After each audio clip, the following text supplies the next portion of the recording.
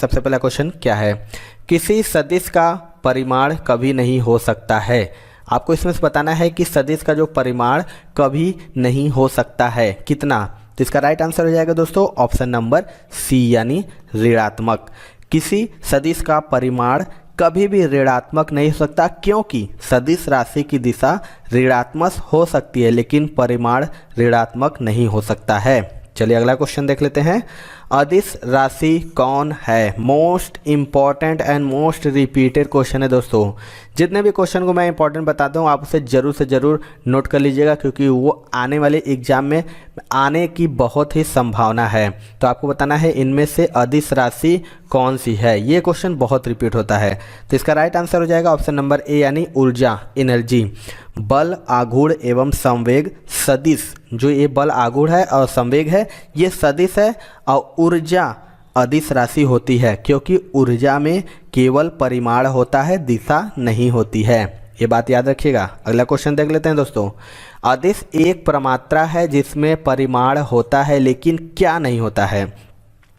अभी भी हमने आपको लोगों को बताया है कि अदिश एक प्रमात्रा है जिसमें परिमाण होता है लेकिन क्या नहीं होता है, इनमें से आपको बताना है। तो इसका राइट आंसर हो जाएगा दोस्तों ऑप्शन नंबर सी यानी दिशा, डायरेक्शन। अदिश जो कि एक प्रमात्रा है जिसमें परिमाण तो होता है लेकिन दिशा नहीं होती है, जबकि सदिश राशियों में बात करें तो परिमाण के साथ साथ दिशा भी होती है। चलिए अगला क्वेश्चन देख लेते हैं दोस्तों। पृथ्वी वायुमंडल को किस प्रकार पकड़े रहती है। आपको बताना है कि इनमें से कौन सा ऑप्शन होगा। पृथ्वी जो है वायुमंडल को किस प्रकार पकड़े रहती है। इसका राइट आंसर हो जाएगा ऑप्शन नंबर ए यानी गुरुत्वाकर्षण से। वायुमंडलीय गैसों के अणुओं का ऊष्मीय वेग पलायन वेग से कम होता है, जिससे वे पृथ्वी के गुरुत्वीय क्षेत्र के बाहर नहीं जा पाती हैं। अगला क्वेश्चन देख लेते हैं दोस्तों। कार के स्टीयरिंग में क्या शामिल है। इनमें से आपको बताना है कि जो कार का स्टीयरिंग है इसमें क्या शामिल है। इसके राइट आंसर बात करें दोस्तों, इसका राइट आंसर हो जाएगा ऑप्शन नंबर डी यानी बलों का एक युग्म जो विपरीत दिशाओं में तथा उसी रेखा पर कार्य करता है। कार के जो स्टीयरिंग होता है उसमें बलों का एक युग्म होता है जो विपरीत दिशाओं में तथा उसी रेखा पर कार्य करता है। अगला क्वेश्चन देख लेते हैं। कोई वस्तु अधिकतम भारशील हो जाती है।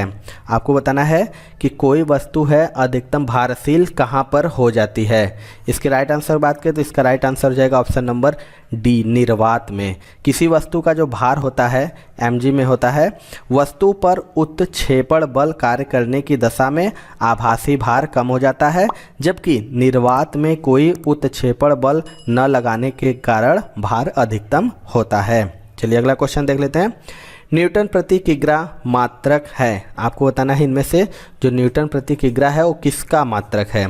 इसका राइट आंसर हो जाएगा ऑप्शन नंबर ए यानी त्वरण का।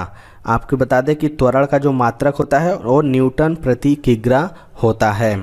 त्वरण एसआई पद्धति का मात्रक है, जबकि अगर बल की बात करें बल का मात्रक न्यूटन तथा उष्मा हो जाता है, और कार्य अथवा ऊर्जा का मात्रक जो हो जाता है, कार्य और ऊर्जा का मात्रक क्या होता है तो ये जूल हो जाता है दोस्तों। चलिए अगला क्वेश्चन देख लेते हैं।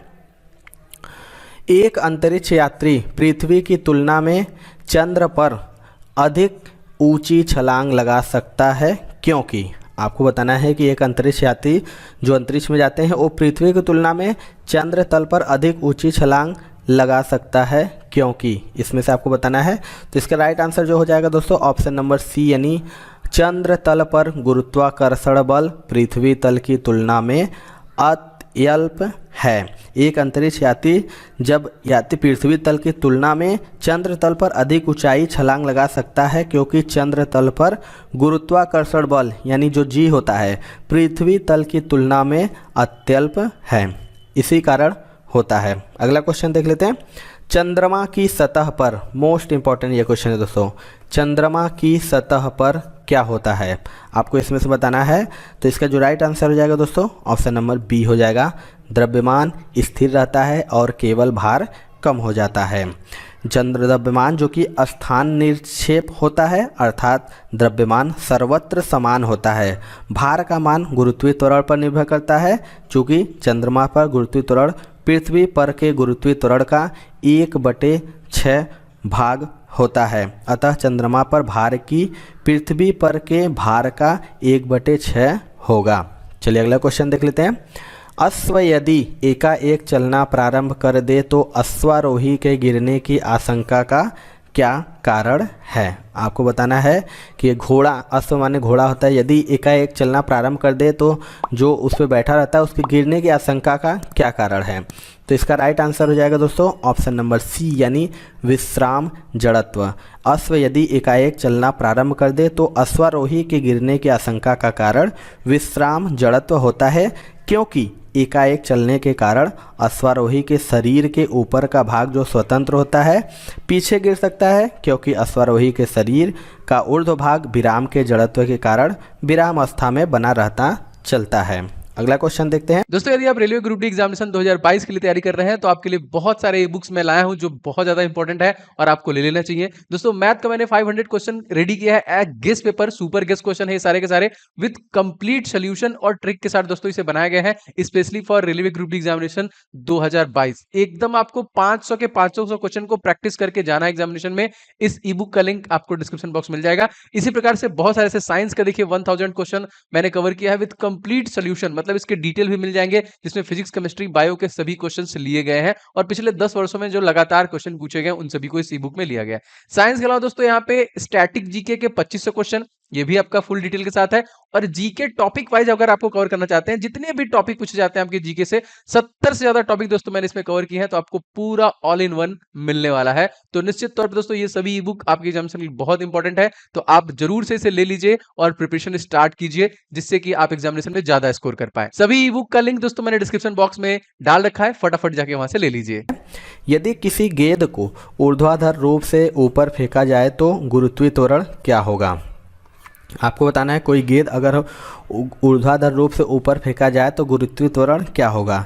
इसका राइट आंसर हो जाएगा ऑप्शन नंबर ए, यानी गेंद की गति की विपरीत दिशा में होगा, यदि गुरुत्वीय त्वरण सदैव पृथ्वी के केंद्र की ओर लगने वाला बल होता है। चलिए अगला क्वेश्चन देख लेते हैं दोस्तों।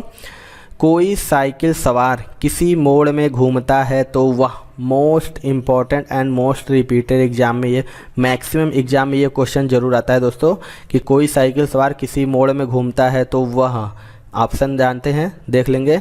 तो इसका राइट आंसर बात करें दोस्तों, इसका राइट आंसर हो जाएगा ऑप्शन नंबर सी, यानी भीतर की ओर झुकता है। आपको बता दें यदि कोई साइकिल सवार किसी मोड़ में घूमता है तो वह भीतर की ओर झुकता है तथा अपनी गति कम कर लेता है, जिससे वह अभिकेंद्रीय बल से अपने भार को संतुलित कर सके और गिरने से बच सके। चलिए अगला क्वेश्चन देख लेते हैं दोस्तों।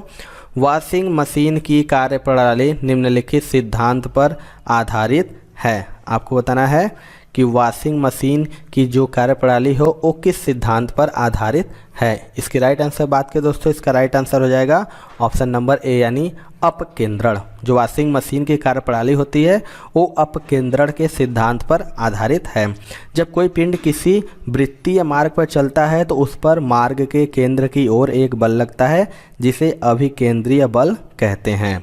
चलिए अगला क्वेश्चन देख लेते हैं। शून्य में स्वतंत्र रूप से गिरने वाली वस्तुओं की, आपको बताना है जो शून्य में स्वतंत्र रूप से वस्तुएं गिरती हैं रूप से गिरने वाली वस्तुओं को क्या होती है? तो इसका राइट आंसर हो जाएगा ऑप्शन नंबर सी, यानी समान त्वरण होता है। जो शून्य में स्वतंत्र रूप से गिरने वाली वस्तुओं का त्वरण समान होता है, क्योंकि यह गति गुरुत्वीय त्वरण के अधीन होती है। चलिए अगला क्वेश्चन देख लेते हैं दोस्तों। क्रिकेट का खिलाड़ी तेजी से आती हुई बॉल को क्यों अपने हाथ को पीछे खींचकर पकड़ता है? मोस्ट इंपॉर्टेंट ये भी क्वेश्चन है दोस्तों। आपको बताना है कि जब क्रिकेट सभी लोगों ने देखा होगा तो जब खिलाड़ी तेजी से आती हुई बॉल को अपने हाथ को, मतलब कैच जो लोगते हैं, तो पीछे की ओर खींचकर पकड़ता क्यों है? तो इसका जो राइट आंसर हो जाएगा ऑप्शन नंबर डी हो जाएगा। हो सकता है कि उसे अधिक बल लगाने के लिए समय मिल जाए। तो आपको बता दें जब खिलाड़ी गेंद को रोक लेता है तो गेंद का संवेग शून्य हो जाता है। संवेग परिवर्तन के लिए खिलाड़ी गेंद को जितने अधिक समय में रोकेगा, आवेग देने के लिए उतना ही बल लगाना पड़ेगा। इसलिए वह गेंद को अंगुलियों के बीच आते ही अपना हाथ पीछे की ओर खींच लेता है, जिससे कि वह गेंद पर अधिक समय तक बल लगा सके। चलिए अगला क्वेश्चन देख लेते हैं। दोस्तों यदि आप रेलवे एग्जाम की तैयारी करना चाहते हैं दोस्तों, तो अनअकैडमी प्लेटफॉर्म पे आप अनअकैडमी प्लस ले सकते हैं 20% डिस्काउंट। जी हाँ दोस्तों, जो 25 से 28 अप्रैल के बीच में ही आपको लेना है। इसमें देखिए एक ऑफर चल रहा है जिसमें आप कोड इस्तेमाल करते हैं, अगर मेरा OJ10 इस कोड का इस्तेमाल करते ही आपको पूरे कैटेगरी में किसी भी रेलवे SSC आप किसी भी कैटेगरी में लेते हैं तो आपको 20% का डिस्काउंट मिल जाएगा, जो कि बहुत ही लिमिटेड टाइम के लिए है। तो आप बिल्कुल भी देरी ना करें एंड फटाफट दोस्तों आप ले लीजिए, जिससे कि आप अपनी कंप्लीट प्रिपरेशन को कर सकते हैं। आपको वहाँ पे लगातार डाउट क्लियरिंग सेशन मिलते हैं, आप रेज हैंड के फीचर का इस्तेमाल कर सकते हैं, प्लस के थ्रू डायरेक्ट एजुकेटर से बात कर सकते हैं एंड बहुत सारे बेनिफिट आपको मिल जाएंगे। तो बिल्कुल भी देरी आपको नहीं करना है और कोड इस्तेमाल करना है दोस्तों OJ10। इस कूपन कोड के इस्तेमाल करते ही आपको 20% का डिस्काउंट अनअकैडमी प्लेटफॉर्म पे मिल जाएगा। और पूरे अनअकैडमी प्लेटफॉर्म पे रेलवे SSC इन सभी कैटेगरीज में, बैंकिंग सभी कैटेगरीज में आपको 20% का डिस्काउंट मिल जाएगा। तो बिल्कुल लिमिटेड पीरियड के लिए है, फटाफट आप लोग सब्सक्रिप्शन ले लीजिए। जड़त्व आघूर्ण का मात्रक क्या है, आपको बताना है। ये भी मोस्ट इंपॉर्टेंट क्वेश्चन है कि जो जड़त्व आघूर्ण है उसका मात्रक क्या है। तो इसका राइट आंसर बात करें दोस्तों, इसका राइट आंसर हो जाएगा option number C. Option number C यानी किग्रा मीटर स्क्वायर। जो जड़त्व आघूर्ण का मात्रक होता है वो किग्रा मीटर स्क्वायर होता है। चलिए अगला क्वेश्चन देख लेते हैं दोस्तों। पृथ्वी की अपेक्षा चंद्रमा का द्रव्यमान कितना है। मोस्ट इंपॉर्टेंट ये भी क्वेश्चन है दोस्तों, मैक्सिमम एग्जाम में इससे संबंधित क्वेश्चन पूछता है कि पृथ्वी की अपेक्षा चंद्रमा का द्रव्यमान कितना है। तो इसका राइट आंसर हो जाएगा दोस्तों ऑप्शन नंबर बी यानी 1/81। चंद्रमा का जो द्रव्यमान होता है वो पृथ्वी के द्रव्यमान का 1/81वां भाग है। लेकिन किसी वस्तु को चंद्रमा से पृथ्वी पर लाने पर द्रव्यमान में कोई परिवर्तन नहीं होता है, जबकि अगर पृथ्वी पर भार 6 गुना बढ़ जाता है। अगला क्वेश्चन देख लेते हैं।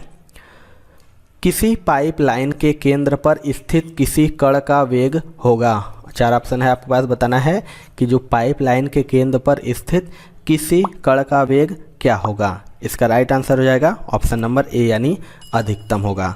जो देखते हैं दोस्तों कि गली की दीवार के संपर्क वाली सतहों का वेग नगण्य अर्थात लगभग 0 होता है। जैसे जैसे हम अक्ष की ओर बढ़ते जाते हैं कण का वेग बढ़ता जाता है और नली के केंद्र में स्थित कण का वेग अधिकतम होता है। इस घटना के लिए उत्तरदायी भौतिक गुण श्यानता का गुण है। चलिए अगला क्वेश्चन देख लेते हैं दोस्तों। 20 किग्रा की वस्तु को जमीन से 1 मीटर उठाए रखने में किया गया कार्य है। आपको बताना है जो 20 किग्रा की अगर वस्तु जमीन से 1 मीटर उठाए रखने में किया गया कार्य है, तो आपको बता दें इसका राइट आंसर हो जाएगा ऑप्शन नंबर ए यानी 0 जूल। आपको बता दें कि किसी वस्तु को निश्चित ऊंचाई पर उठाए रखने में कोई कार्य नहीं होता है, क्योंकि इस अवस्था में विस्थापन 0 होता है, अतः कार्य भी 0 होगा। चलिए अगला क्वेश्चन देख लेते हैं। एक उड़ते हुए चक्के की प्रति सेंटीमीटर घूर्णन किससे मापी जाती है। आपको बताना है इनमें से जो चक्के की घूर्णन होती है वो किससे मापी जाती है। तो इसके राइट आंसर बात करें दोस्तों, इसका राइट आंसर हो जाएगा ऑप्शन नंबर डी यानी स्ट्रोबोस्कोप। एक उड़ते हुए चक्के की प्रति सेकंड घूर्णन स्ट्रोबोस्कोप द्वारा मापी जाती है। अगर बैरोमीटर की बात करें दोस्तों तो इससे वायुमंडलीय दाब, और एनीमोमीटर की बात करें तो इससे वायु का वेग, तथा हाइग्रोमीटर की बात करें दोस्तों तो इससे वायुमंडल की आर्द्रता मापी जाती है। चलिए अगला क्वेश्चन देखते हैं। निम्न में से किसमें गतिज ऊर्जा नहीं है। आपको बताना है कि इन चारों में से किसमें गतिज ऊर्जा नहीं है। ये भी मोस्ट इंपॉर्टेंट क्वेश्चन है, इसे जरूर लगा लीजिएगा। तो इसका राइट आंसर हो जाएगा ऑप्शन नंबर डी यानी खींचा हुआ धनुष। खींचे हुए धनुष में गतिज ऊर्जा नहीं होती है, इसमें होती है स्थितिज ऊर्जा। जब किसी वस्तु में विशेष अवस्था के कारण कार्य करने की क्षमता आ जाती है तो स्थितिज ऊर्जा कहा जाता है। इसके विपरीत अगर किसी वस्तु में उसकी गति के कारण कार्य करने की जो क्षमता आ जाती है उसे उस वस्तु की गतिज ऊर्जा कहते हैं। जैसे चली हुई गोली, बहते हुए पानी और चलता हुआ हथौड़े में भी गतिज ऊर्जा होती है। अगला क्वेश्चन देख लेते हैं। जब एक चल वस्तु की गति दोगुनी की जाती है तो उसकी गतिज ऊर्जा क्या हो जाती है। एक जो चल वस्तु की गति दोगुनी कर दी जाती है तो उसकी ऊर्जा हो जाती है। तो इसका राइट आंसर हो जाएगा ऑप्शन नंबर बी यानी चौगुनी बढ़ जाती है। जब एक चल वस्तु की चाल दोगुनी कर दी जाती है तो उसकी गतिज ऊर्जा 4 गुनी बढ़ जाती है। चलिए अगला क्वेश्चन देखते हैं दोस्तों। हीलियम परमाणु हाइड्रोजन अणु से 2 गुना भारी है। 298 K पर हीलियम परमाणु की औसत गतिज ऊर्जा है। आपको बताना है कि हीलियम परमाणु हाइड्रोजन अणु से 2 गुना भारी है। 298 K पर हीलियम परमाणु की औसत क्या है। तो इसके राइट आंसर बात करें दोस्तों, इसका राइट आंसर हो जाएगा ऑप्शन नंबर बी यानी हाइड्रोजन अणु की जितनी ही। आपको बता दें कि किसी गैस के अणुओं के लिए औसत गतिज ऊर्जा गैस के परमताप के समानुपाती होती है। अगला क्वेश्चन देख लेते हैं। यदि 2 द्रव्यमानों के बीच की दूरी 2 गुनी कर दी जाए तो उनके बीच गुरुत्वीय आकर्षण होगा। यदि 2 द्रव्यमानों के बीच की दूरी 2 गुनी कर दी जाए तो उनके बीच गुरुत्वीय आकर्षण कितना होगा। इसका जो राइट आंसर हो जाएगा दोस्तों ऑप्शन नंबर डी हो जाएगा यानी 1/4। गुरुत्वीय आकर्षण बल का मान दूरी बढ़ाने पर घटता जाता है क्योंकि गुरुत्वीय आकर्षण 2 पिंडों के द्रव्यमानों के समानुपाती तथा उनके बीच की दूरी के वर्ग के व्युत्क्रमानुपाती होता है।